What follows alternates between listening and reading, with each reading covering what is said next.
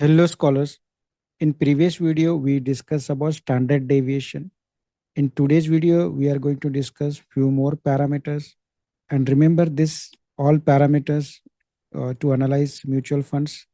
We have divided into four different heading: basic information, okay, in which there is a category, asset allocation, tax rate, age, AUM, and then three important headings under which cost, which have expense ratio, exit load, turnover, and then risk stats means statistic, standard deviation, beta, r square, sharpage ratio, shortness ratio, alpha, information. Now, everything is mentioned on the value research online, but as of now you don't need to go into information ratio and sharpage ratio just to reduce your work, because sharpage ratio and shortness ratio gives the same information, so you don't have to go into that detail. We discussed sharp calculation of sharpage ratio, shortness ratio, and standard deviation calculation in a previous video. Today, we are going to discuss calculation of beta and correlation and alpha. These three we'll discuss today. So let's take this example where I took the data of last 3 years from September 2022 to 2025. This is one mutual fund, Parag Parikh FlexiCap, for demonstration purpose, and I took the monthly value, that is NAV value, that is net asset value, and this is the price. And to compare, I took Nifty base. This is a exchange traded fund, passive fund. As I mentioned, we can compare actively managed funds with the FD or passive funds or peer group itself. So here you can see that we are comparing with the benchmark or the passive mutual fund. We have to find whether this actively managed fund is better than the passive or not. If it is not better, then it is open to go. There is no use of investing in actively managed fund. So these are the prices, closing prices of each month, Nifty Bees as well as Parag Parikh. Okay, so these are the monthly prices. First step in calculation is to calculate monthly return. That is next month divided by first month, next month minus first month divided by first month, multiply by 1. Multiply by 100 and so on. So we calculated a monthly return here. Okay, so these are the monthly return. It is nothing but the change, month to month price change. This is a Parag Parikh monthly return. I gave you as a Y. Then Nifty Bees we label as a X. Okay, and these are the Nifty return. Nifty Bees, basically Nifty Bees. Okay. Now next step is very easy. Let's say if I want to ask you to calculate the total return, CAGR return, from if someone invested in 2022, as of now it has become 92 rupees. Bhav has become 92. So how do you calculate the return? In case of CAGR, okay, in case of CAGR, write down how it is calculated. It is the ending value. Okay, we can call as A, that is amount. Then the starting value, that is P. Then bracket raised to power number of years. Then 1. Then multiply by 100. This is the formula to calculate CAGR. Normal calculation, normal return change is calculated. It's very simple. A minus P minus 1 into 100. That is what we calculated. This return as well. If you simplify this, this is nothing but the aim is second value. Okay, like this only. Okay, so this is single period calculation.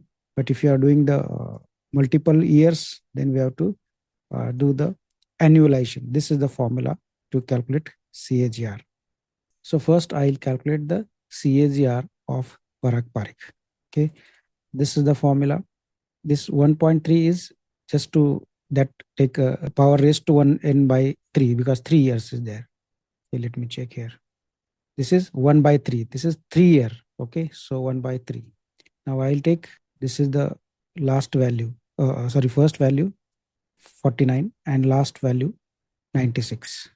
Okay, so first value, last value, bracket raised to power this minus 1 into 100. This is CAGR of Parag Parikh. Now we are taking the actual prices.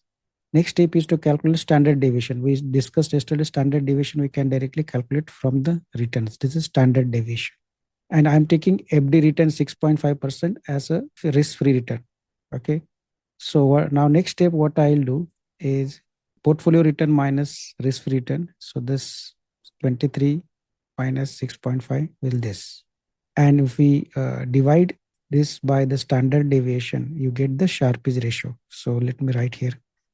We discussed last time as well. Sharpe's ratio is equal to portfolio return minus risk-free return, FD return, divided by standard deviation. Okay, you get the Sharpe's ratio. And we have these three values there. Okay, see this. We have portfolio return, that is R. This is a return. This is FD return. And this is a standard deviation. Okay, you just find it out by this and you get 1.9 is the Sharpe's ratio. If you want to calculate shortness ratio, then we'll have to calculate the downside ratio, and that we usually use the shortness. Here I already explained you, so I won't go into that detail. But this is how Sharpe's ratio is calculated, which we discussed in previous video. Now today I'm going to discuss the beta calculation. Now for beta, okay, up to here you know that there was only parak, there was no stock or no index or no other thing. But when you do the beta and correlation and even alpha, you need index. Okay, that means data of stock, or here in case of mutual fund, and index, both y and x. So beta is calculated by the slope function. This is the slope function of the Excel.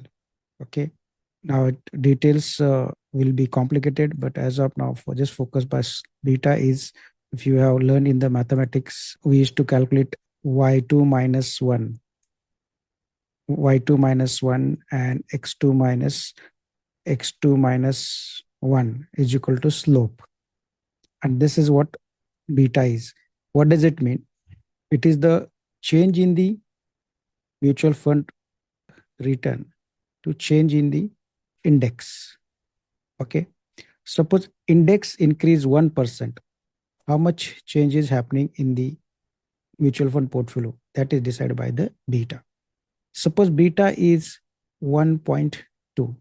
What will happen? If index increase by 1%, mutual fund will go by, it will be 1.2%. Okay. If index increase by 10%, it will be increased by 12%. Okay. And so on. So that is the how much your mutual fund portfolio increase with the change in the index. That represent the beta. And you calculate by slope function. You can see this, in which let's calculate. So you don't have to do this. This is just for understanding purpose. So slope function known y means mutual funds, comma, x means index, comma. You are getting beta of 0.06%. It means portfolio will move less than the index. Okay, because it has a debt component. If you remember, I'll show that debt component. That's the reason it is moving less. So this is how beta is calculated. Now next step is calculate the Nifty return as well. The way we calculated the way we calculated fund return, that similarly we can calculate Nifty return based on this data. Okay, starting price, ending price. So during that same period, Nifty return Nifty base has given 15% return, and Parak gave 23% return. Okay. Now immediately we say, what about this? This is just a day-to-day fluctuation. Don't go into that detail. This is from starting to ending. Okay. So in 3-year period, fund gave more return than the Nifty. So then we can calculate here. This is return market and risk-free return. That means index return minus FD return. We want to calculate alpha. So let's understand what is alpha. Beta we calculated directly. I'll show how alpha calculation is done. It is called as Jensen alpha. Okay, in which portfolio return minus FD return. Okay, this is the first step. Then beta multiply by market return minus risk-free return. Okay, I will put this aside and explain here separately. Alpha is very important, and for mutual fund investor, you must know that alpha is equal to, you can write down as well. This is return of portfolio minus return of risk free. I'll raise F. Okay, these are return minus beta of portfolio minus return of index. I'll write M minus return of FD or risk free return. This is how alpha is calculated. What does it mean? So this is a portfolio. That means how much excess return given by the portfolio as compared to FD. Okay, let's take an example. Let's say portfolio gives 24%. We'll take that same example as well. FD is 6.5 and beta is 0.65, something like that. Index gives you 15% and again 6 point minus 6.5. This is how you, if you take, you will get the alpha. So write down this formula. How do you calculate here return of portfolio? From the first value and ending value. FD return, you take the FD return or bond return. Market return, we calculated from starting value, ending value. Beta, we calculated from the data of both. It is called a Jensen alpha. Sometimes people consider alpha means just purely this. Okay, so there is a lot of confusion amongst the market professionals as well. Some people will say just portfolio return minus benchmark return is equal to alpha. But the hardcore professional will talk about this is the Jensen alpha. So be aware, ask the person which definition of alpha he is using. Is it a simple definition of portfolio return minus benchmark return or Jensen alpha? Why there is confusion? I broke a lot of head and understood why it is so. The reason is if beta is 1, let's understand. So this will it's very interesting. Okay. So alpha is equal to return of portfolio minus return of FD. I'll write F minus beta multiply by return of market minus return of FD. If beta is 1, then what it will look like? Return of portfolio minus return of FD. So now this is, if it is 1, then we can take directly like this. And this will become return of portfolio because this minus minus will become plus. Okay. So this is a minus here. So what will happen? This and this will get cancelled. And what remains is the only portfolio return minus market return. And this is what sometimes people call as alpha. Okay. But real Jensen alpha is based on the beta. So I solve this confusion forever. Commonly, usually the people who don't understand finance talk about alpha means this. That is excess return as compared to benchmark. But this is the real calculation. If beta is 1, then automatically this Jensen alpha become 1. But if beta is not 1, then the common alpha people talk about Jensen alpha will be different. But be aware. Okay. How to calculate alpha there? Now here, that's what I did. Okay. First step, what I did is I calculated beta. Then I already calculated portfolio minus risk-free return. Then next step, this is what I calculated. This I calculated market return minus FD return. So this is the first step. Then second step, third step, fourth step. Okay, this bracket I completed. And then last step is this bracket, this portfolio minus risk free, then minus this entire thing, it gets alpha. Okay, alpha is 10.96. Okay, just check this value of Parag Parikh.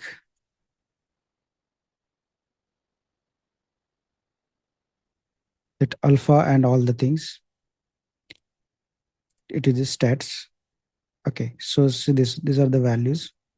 Sharpies is coming 1.7, alpha is coming 9.1. Okay, beta is 0.57. Okay, and how much we calculated? Say this. Now you may say why it is different, because their data, they might have taken little different data I pulled from other sources, but you'll see the numbers and this value are never constant. It keeps changing, but not too much. But you can see beta is around that level. Sharpe ratio, it was 1.7 here, 1.9 is coming. Alpha there was 9.5 and here it says 10. So there is not much gross difference. Okay. So this is how we calculate alpha.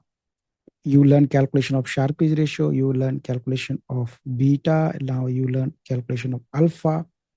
And now let's talk about correlation. Okay. Now correlation is as such simple, but it's very important concept in the investing. So first is you needed two data series. This is for mutual fund portfolio and index. So we use a correlation function, okay, in which we select y and x. It's like slope function only. Okay. Data input of beta and correlation is same, but formula is different. Okay. Here is a correlation, here is a slope. You see the correlation is 80.85. If we take square, you get the R square. Now the correlation importance is this. Correlation can be from -1 to +1. Okay. This will be always in this range. Beta can go -2 as well or +2 as well, but correlation is always between this -1, 0 or 1. Now most of the stocks have the correlation of 0.8, 0.9 because they move together. But gold moves in opposite direction than stock. And so that is called as negatively correlation. That means if stock is going down, gold goes up over the long period of time. So it has a negative correlation or less correlation. So correlation is very important in portfolio diversification. But here you just understand how it is calculated. It's very simple. You just take the function of correlation, take the inputs of portfolio and index. This is what you get correlation. Now, what is the interpretation of this? The R square. Now you can say that whatever the portfolio return is achieved, 76% is attributed to the index. Okay. See, stock prices are depend upon three factors. One is index, that is general overall economy. We call this as X. Y is the sectoral, in which sector that company, and Z is because of company factors. So there are three factors in any stock price: Indian economy factors, sector factor, and company factor. For example, if it is HDFC Bank, Indian economy, bank sector, and itself HDFC itself. So R square tells us which factor is playing game or in which factor is playing in the prices. So here R square represent how much percentage is attributed to the index. That means whatever the return we get, 76% will be attributed to the index. Check R square. Where is the R square is? Okay, here it is not mentioned. Probably we will see in the, when we check the comparison, that time we will see R square. Okay, so I completed the risk stats. When we do analysis of portfolio, let's start analysis of some more portfolio. Maybe HDFC, large cap. Okay. So as soon as you open, go to the categories already there, then go to the portfolio. I'm changing the sequence here. Portfolio, you write down how much equity debt. See, this is the sequence. First category, then asset allocation. Asset allocation, decide tax rate, and then go to the other. Okay. So first step is to portfolio. Okay. So anyway, go to the mutual fund, select portfolio, and find out this three first, and then go to other. Okay. So this is equity category. Then go to the other to find out age of the mutual fund, expense ratio, AEM, turnover, exit load. So what things we find on this other information is, so write down on others, basic details, age, expense ratio, asset, turnover, exit load. These are you can see just at the beginning how much minimum. These are self-explanatory information. Okay, but 1, 2, 3, 4, 5. This information is required for the basics and cost. Okay. Then next step is to go to the risk. So portfolio is the starting, then risk. When you click on the risk, you get the standard deviation, short-tonnage ratio, and beta. Sorry, alpha. Now beta I explained today so that I could explain the alpha. Every day we don't use beta. Okay, we use only three because information is one and same. It gives unnecessary confusion. So even information ratio we don't take it. So this you see this three in a risk stat. So where are we now? Okay, so here we need to have this low, low, low, low, low, and then high, high, high, high. Okay, so I covered from here to here. Okay, information ratio we don't take it because other information alpha and is enough. If you are curious, you can certainly read it because this is once in a lifetime. Sharpies we don't use it because it gives the same information. What we use these things. Okay, and start seeing different mutual funds. How to see? Let's go here and go to the downside homepage, and then I'll show where are the mutual. You check any. You can take any mutual fund just for starting your assessment. Okay, so suppose this is a flexi cap category, and these are the different types of mutual funds. You open any and start understanding. Okay, let's say this one, Axis portfolio. I'm keeping return in the separate video. Let me finish today other parameters. Okay, so Axis you focus fund. So now this is a focus fund. That means it is not based on the market capitalization, but the strategic. Okay, so then go to the portfolio, select. You can find equity debt.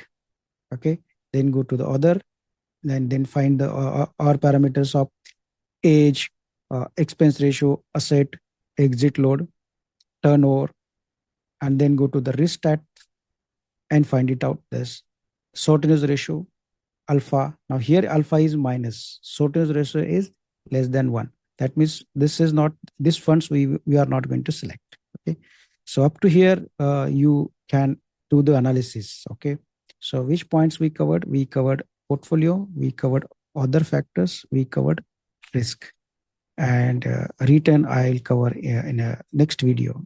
Okay, so then you will be able to analyze mutual funds like professional only. Okay, thank you very much.